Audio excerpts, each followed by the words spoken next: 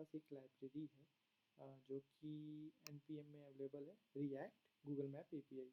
सो इसके थ्रू हम Google map को इंटीग्रेट कर सकते हैं। जहाँ पे हमको ज़रूरत होगा गूगल मैप एपीआई की, वो मार्कर जो भी रहेगा उस पर दिखेगा, हम लोग चूज़ करेंगे। ठीक है, मार्कर के पोजीशन को वो सेट करेगा और डिफ़ॉल्ट में डिफ़ॉल्ट सेंटर रहेगा। ये पूरा कंपोनेंट है। जैसे ही मैप लोड होगा हम लोग सेट की मैप अगर आप देख पाओ इस लोडेड ट्रू है और इनपुट रेफ डॉट करेंट वैल्यू है, तो यहाँ पे चेक करेगा कि अगर मैप की वैल्यू है कि नहीं। अगर नहीं है तो कंसोल में एरर थ्रो कर देगा कि Google map places libraries are not loaded yet, और वहाँ से रिटर्न करेगा। ठीक है, यहाँ पे जो आपका खुद जो कि है वो वैल्यू सेट हो जाएगी। तो ये सारे तो कस्टम मेथड्स है जो हम लोग ने अपने रिक्वायरमेंट के हिसाब से डिफाइन किया है। यहाँ पे एक मोडाल के अंदर हम लोग ने एड्रेस को डिफाइन, जो कि डिफाइन करता है कि मैप का सेंटर पोजीशन क्या हो, जो भी आपको डिफ़ॉल्ट लोकेशन है उसमें सेट कर देना है, जिससे कि वो आपको मार्कर का पोजीशन दिखाई देगा। ठीक है, ये भी हम लोग ने रिएक्ट के गूगल मैप एपीआई से इंपोर्ट। तो अगर हम इसका एक्चुअल आउटपुट देखें तो कुछ ऐसा दिखता है। सो डिफ़ॉल्ट लोकेशन हम लोगों ने दुबई डाल रखा है, इसकी वजह से हमको डिफ़ॉल्ट लोकेशन दुबई दिख रहा है। और यहाँ पे अगर आप देखो तो यहाँ पे हमारे पास इनपुट बॉक्स है और करंट लोकेशन है। So based on the current location हमको लोकेशन वो सेट कर देगा, या डिफ़ॉल्ट आप लोकेशन की वैल्यू को सेट कर पा रहे हो।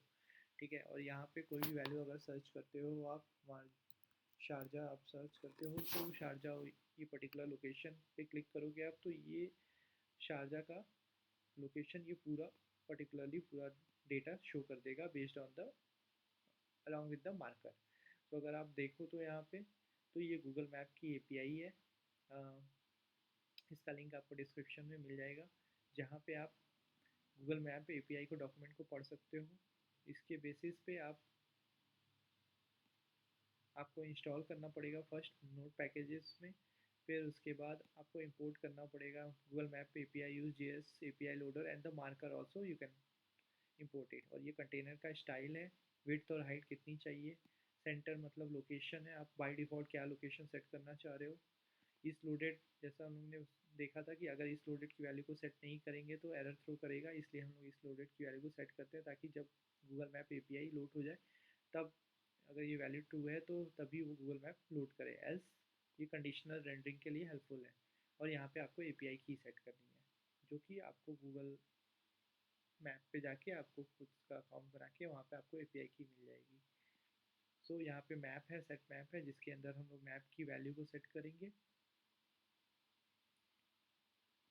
Based on load. उसकी वैल्यू को मैप की वैल्यू सेट हो जाएगी, ऑन माउंट में हम लोग नल कर देंगे। और यहाँ पे ऑन लोड और ऑन माउंट मेथड कॉल हो रहा है। सेंटर में हम लोग ने मैप की लोकेशन डिफ़ॉल्ट लोकेशन डाल रखी है, लैट एंड लॉन्ग।